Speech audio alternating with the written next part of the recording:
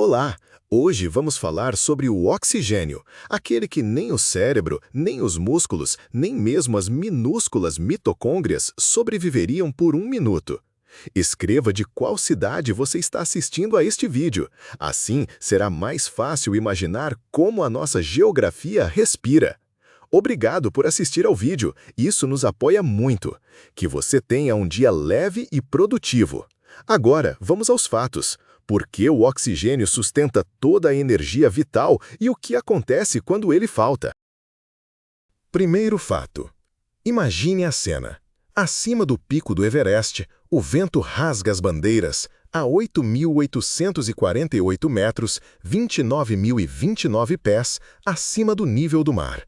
E duas pessoas, Reinhold Messner e Peter Habeler, sobem em 1978 100 cilindros de oxigênio. Parece loucura, mas é o experimento perfeito da natureza. A essa altitude, a pressão parcial do oxigênio no ar inalado cai para cerca de 1/3 do nível do mar, e o sangue já não consegue se saturar como de costume. Em vez da saturação habitual de 97 a 99%, você vê números que, segundo estimativas, caem para 50 a 60% e menos. O cérebro, o órgão mais voraz, fica instantaneamente sem combustível. Primeiro, a precisão dos movimentos desaparece. Depois, as decisões se tornam lentas e estranhas. E então vem o que todos os montanhistas temem: uma euforia silenciosa e traiçoeira e uma visão em túnel. O contraste é impressionante. Apenas alguns milhares de metros mais abaixo, você se sente enérgico. Apenas algumas centenas de metros mais acima, uma tarefa simples parece durar mais de um minuto. Não é um capricho do caráter, mas a física da difusão. O oxigênio simplesmente não tem pressão suficiente para passar dos alvéolos para o sangue com a mesma velocidade. Em um avião, esse problema é resolvido à força.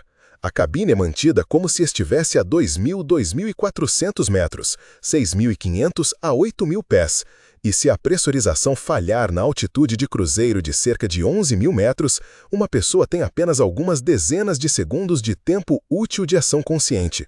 Segundo a medicina aeronáutica, cerca de 15 a 30 segundos. É por isso que as máscaras de oxigênio não são um acessório de cinema, mas um freio de emergência para o metabolismo. O corpo tenta se adaptar, acelera a respiração, aumenta o pulso e, após dias, eleva o número de glóbulos vermelhos. Mas essa mobilização é cara e lenta, e o cérebro quer seu litro de sangue agora. No dia a dia, isso se manifesta de forma mais branda. Você entra em uma academia abafado e o aquecimento habitual de repente se torna arrastado. Você sobe a uma passagem de montanha e a conversa se interrompe com frases curtas, como se alguém tivesse girado o regulador de potência. A história de Messner e Habeler não é uma heroização do risco, mas uma demonstração do limite. O oxigênio não é um bônus para a resistência, é o seu próprio alicerce. Se você gosta desse tipo de divulgação científica com exemplos vivos, apoie o canal. Assine, dê um like e escreva nos comentários onde você sentiu falta de ar, no estádio, nas montanhas, no metrô. Obrigado pelo seu feedback, ele realmente nos ajuda a respirar mais tranquilamente. Segundo fato. Por que a mesma molécula de glicose sem oxigênio fornece à célula apenas 2 moedas energéticas de ATP, enquanto com oxigênio fornece cerca de 30 a 32 moedas? O contraste é colossal e nasce em organelas minúsculas, as mitocôndrias. O oxigênio atua ali como aceptor eletrônico final. Este é um termo para quem coleta os elétrons no final de uma longa cadeia de reações. Inicialmente, a glicose é quebrada no citoplasma. Este é o glicólise, um processo rápido, porém grosseiro, com um ganho mínimo de 2 ATP e acúmulo de transportadores reduzidos. Em seguida, as mitocôndrias entram em ação. O ciclo do ácido cítrico retira cuidadosamente os elétrons dos fragmentos de glicose e a cadeia respiratória na membrana interna os impulsiona por andares de proteínas-bomba.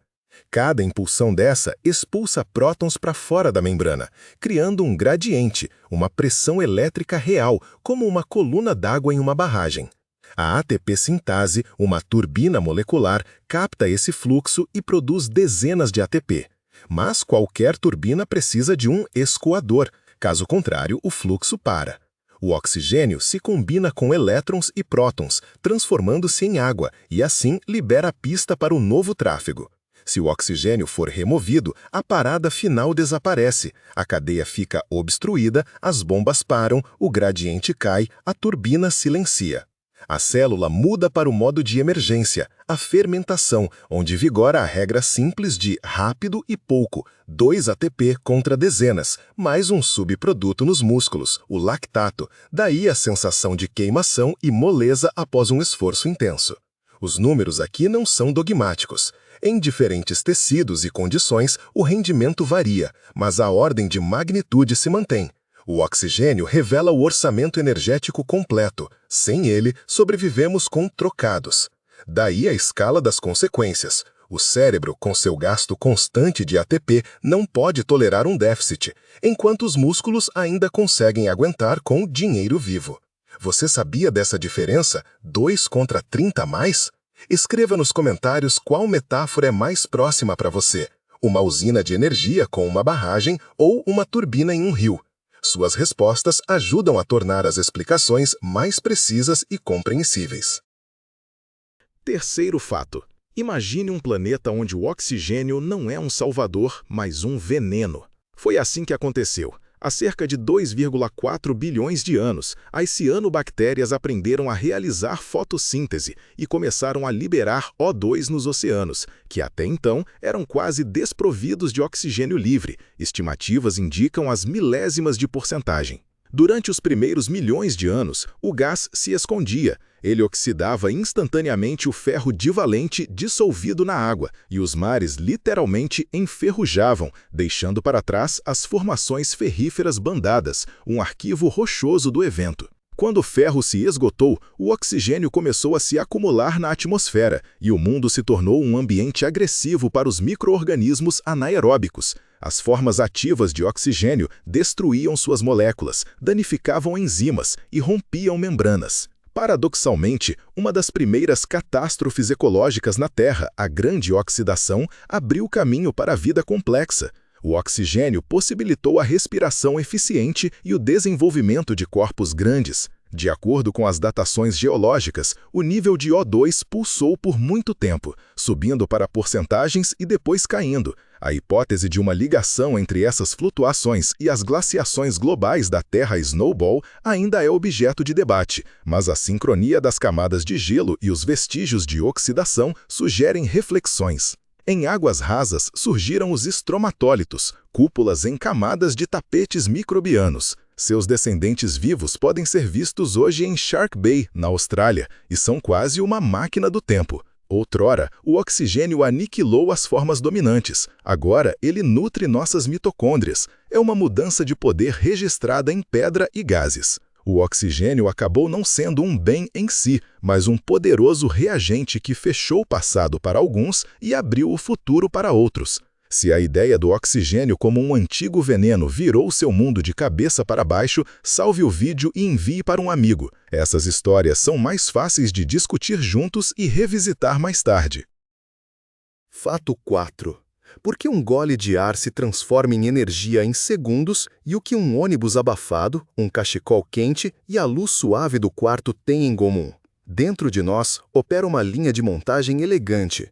As passagens nasais aquecem e umidificam o ar, os cílios filtram a poeira e nos alvéolos, pequenas bolhas nos pulmões, desdobra-se uma área de aproximadamente 70 metros quadrados, cerca de 750 pés quadrados, como uma quadra de tênis compactada na caixa torácica.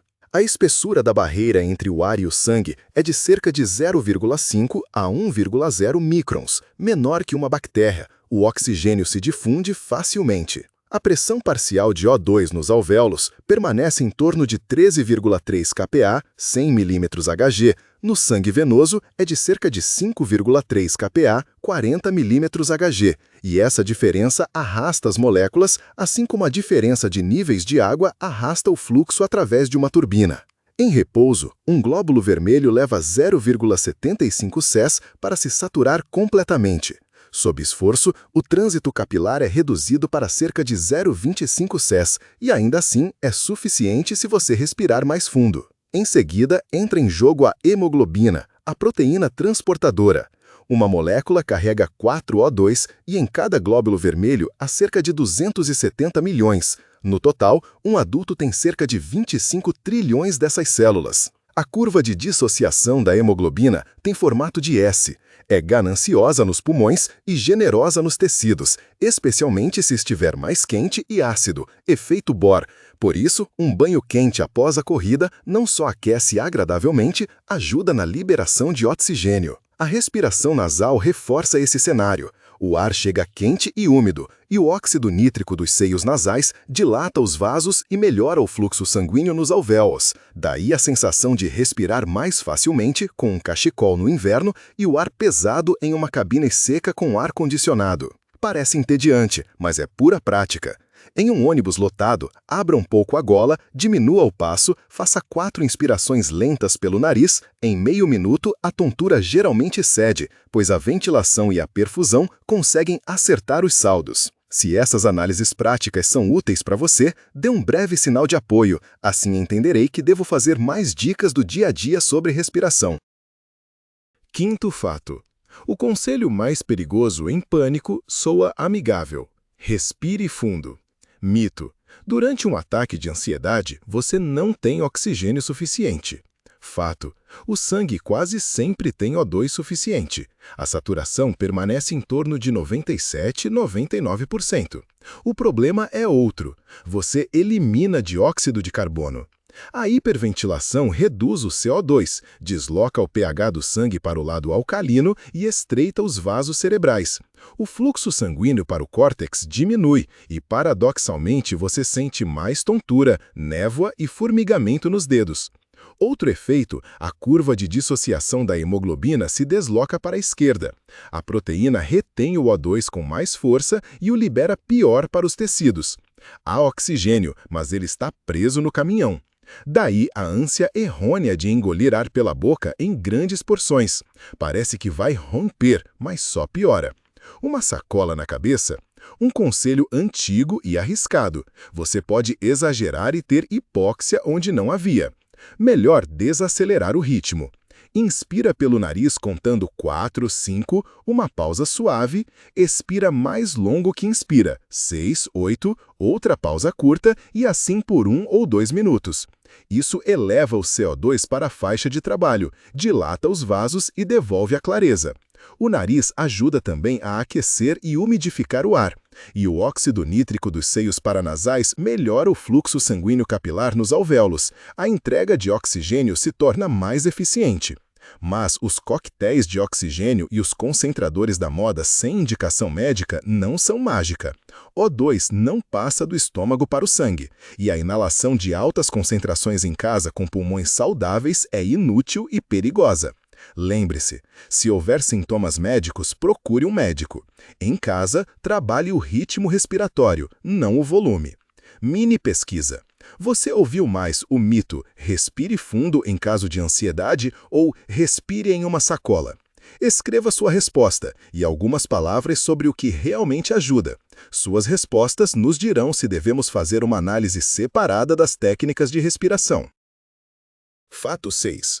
De 250 ml de oxigênio por minuto em repouso a 6–7 litros minuto no pico da corrida, o corpo acelera o consumo como um motor, da marcha lenta ao regime de decolagem. Em unidades de massa, isso é VO2 max. Em uma pessoa comum, é de 30 a 45 ml/kg/minuto. Em atletas de resistência, de 60 a 80. E em fenômenos raros, perto de 90 a 100. Isso significa que cada quilograma de tecido é capaz de queimar um volume de O2 igual a meio copo por minuto. O coração adapta a bomba para isso. O volume sistólico aumenta para entre 180 e 200 ml, a frequência para 180 batimentos minuto, e o débito cardíaco se aproxima de 30 a 35 litros minuto.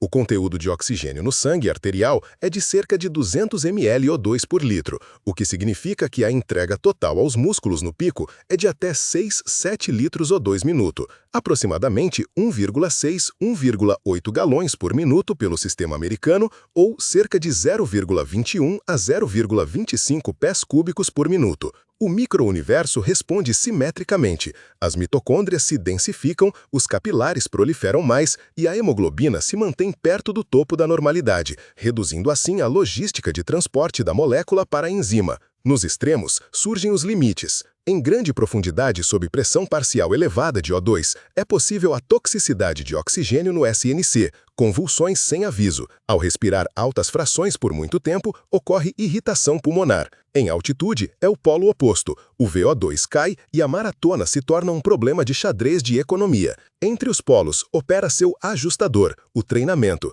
Ele não só bombeia o coração, mas também ensina os músculos a gastar ATP de forma mais econômica para o mesmo passo e a mesma inspiração. Guarde este fato como uma cola numérica e compartilhe com um amigo que está se preparando para uma largada. Que ele planeje a corrida não por minutos por quilômetro, mas pelo orçamento de oxigênio. Isso muda a abordagem do ritmo e da recuperação.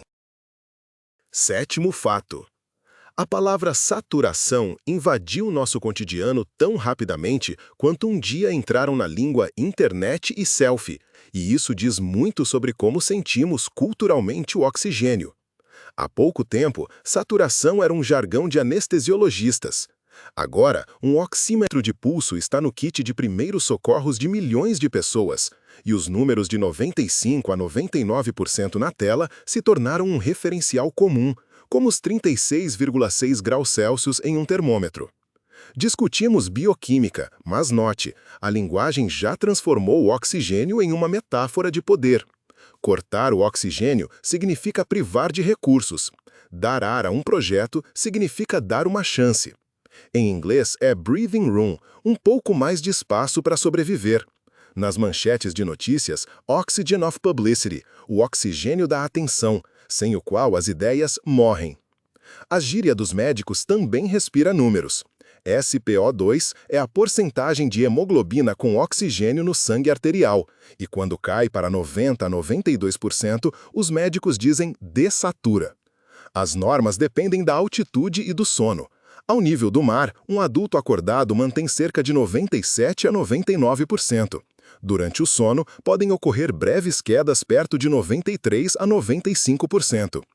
Em altitudes de 2.500 a 3.000 metros, até pessoas saudáveis veem na tela 89% a 93%. Não é que o aparelho quebrou, mas sim que a pressão parcial de O2 caiu. A linguagem aqui não é um ornamento, mas um simples lembrete de segurança. Respirar fundo não é o mesmo que respirar de forma mais inteligente. E saturação normal não anula a sensação de ansiedade se você hiperventilar. Tente escutar suas próprias frases sobre respiração quando estiver ansioso. Você diz para si mesmo, falta ar ou preciso desacelerar? Escreva nos comentários quais palavras e imagens o ajudaram a esperar a tempestade. O apoio de experiências curtas é mais importante do que teorias longas. E se você gosta da análise de gírias científicas, dê um pequeno sinal. Oitavo fato. A ideia de que há mais oxigênio na floresta é uma intuição popular, mas o quadro global é diferente. Hoje, a atmosfera retém cerca de 20,95% de O2 em volume em quase todos os lugares, da costa à taiga. E o que importa não é a porcentagem, mas sim a pressão e a ventilação pulmonar. No entanto, se compararmos o passado geológico com o presente, o contraste é cinematográfico. No período carbonífero, estima-se que o oxigênio tenha chegado a 30% a 35%. Libélulas gigantes com envergadura de quase 70 centímetros conseguiam obedecer às leis da difusão. As florestas ardiam mais facilmente e cada faísca representava um risco. Posteriormente, o planeta reajustou o equilíbrio através do vulcanismo, do soterramento de matéria orgânica e da evolução dos decompositores, e no Cenozoico, a atmosfera estabilizou-se em torno dos atuais 21%. Atualmente, o O2 respira ligeiramente com as estações. Na primavera, a Terra e o oceano realizam fotossíntese mais ativamente, e no inverno, menos. Em escalas de séculos, a concentração diminui minimamente devido à queima de combustíveis, mas são frações de porcentagem. Para a respiração humana, o que influencia é principalmente a altitude e o estado dos pulmões. No dia a dia, a principal diferença entre floresta e cidade não é o oxigênio em porcentagem, mas sim a umidade, a temperatura, os fitoncidas e o ruído. Eles alteram o padrão respiratório e subjetivamente soltam a caixa torácica. Por isso, mais oxigênio em um parque refere-se mais à qualidade da inalação do que à química do ar. É curioso como você sente isso. Onde você sente que respira mais livremente? Em um pinhal após a chuva ou na brisa marítima a 101,3 kPa? Faça uma mini observação esta semana e anote o que muda: o ritmo, a profundidade, o pulso. Compartilhe seus resultados nos comentários, pois é a partir dessas observações que surgem os conselhos práticos mais precisos. Nanofato. Tente agora um pequeno experimento de respiração inteligente em vez de inspiração profunda. Sente-se ou fique em pé de forma que sua pelvis e caixa torácica estejam uma sobre a outra e estique suavemente o topo da cabeça para cima. Isso libera o diafragma, a principal cúpula muscular respiratória. Inspire apenas pelo nariz. O ar tem tempo de aquecer e umidificar, e o óxido nítrico dos seios paranasais dilata os capilares pulmonares, melhorando a entrega de O2. O cálculo é simples. Inspire contando até 4, uma pausa curta de 1 a 2, expire pelos lábios levemente franzidos contando até 6, 8, mais uma pequena pausa e repita o ciclo. 3 minutos desse ritmo muitas vezes removem a névoa da cabeça melhor do que 10 inspirações ruidosas pela boca. Se estiver caminhando ladeira acima, sincronize seu passo e respiração. Inspire em 3 passos, expire em 4, 5. Se estiver correndo em ritmo moderado, mantenha uma simetria de 3 para 3, e na última subida, mude para 2 para 2 e retorne a respiração nasal ao primeiro sinal de queimação. Antes de começar, esqueça respirar para o futuro. 6 a 8 ciclos calmos e rítmicos prepararão melhor a hemodinâmica do que uma inspiração frequente e forçada. À mesa, posicione a tela na altura dos olhos e a cada 45 minutos faça um aquecimento respiratório de 1 minuto, 6 ciclos de 10 segundos como um metrônomo, sem forçar o volume. No quarto, mantenha 18-20 graus Celsius e umidade moderada de 40 a 60%. Isso facilita para o nariz e a expiração se torna mais longa, o que significa que os tecidos recebem O2 com mais facilidade, efeito Bohr. E mais um detalhe, se sentir vontade de bocejar durante o aquecimento, não é preguiça, mas um sinal de CO2. Desacelere a contagem. Guarde este mini guia e envie-o ao seu colega de treino. Será interessante ver qual desses métodos funcionará melhor para você. Escreva um breve relatório nos comentários após uma semana de prática. 10º fato. É possível sufocar numa sala com ar perfeito. O paradoxo de que o oxigênio está presente, mas os tecidos não o veem. 3 cenários limite demonstram quão frágil é nossa dependência de O2. Primeiro, o monóxido de carbono, CO, de uma garagem, fogão ou incêndio, se liga à hemoglobina 200 a 250 vezes mais forte que o oxigênio e desvia a curva para a esquerda. O sangue parece saturado, mas o veículo está transportando o gás errado.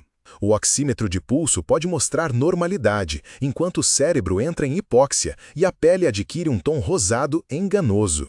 Segundo, a metaemoglobinemia. Parte da hemoglobina oxidou para uma forma que não se liga a O2. F é 3+, em vez de F é 2+. As causas são raras, mas reais. Certos medicamentos, nitratos, sprays anestésicos. A pele fica acinzentada, o sangue torna-se chocolate e os números de SpO2 ficam presos em torno de 85% e se recusam teimosamente a aumentar com oxigênio porque o problema não é o ar, mas a química do transportador. Terceiro, cianetos na fumaça de incêndio, bloqueia uma enzima da cadeia respiratória, a citocromo C oxidase, e as mitocôndrias ficam como que cegas. Há O2 no sangue, mas a turbina de ATP para. A oxigenaterapia hiperbárica em câmara às vezes ajuda. Sob pressão elevada, o oxigênio se dissolve no plasma e contorna o caminhão defeituoso. Embora o próprio O2 em altas doses também seja tóxico em exposição prolongada. Essas raridades sublinham a principal conclusão do ciclo. Não podemos viver sem oxigênio, e viver com ele com segurança só é possível quando todas as conexões funcionam, do ar no nariz ao último enzima na mitocôndria. Se você achou interessante até o final, apoie o canal. Assine, dê um like e comente qual tema de oxigênio você gostaria que abordássemos em seguida. Muito obrigado pelo seu apoio. Ele realmente nos dá fôlego para respirar fundo.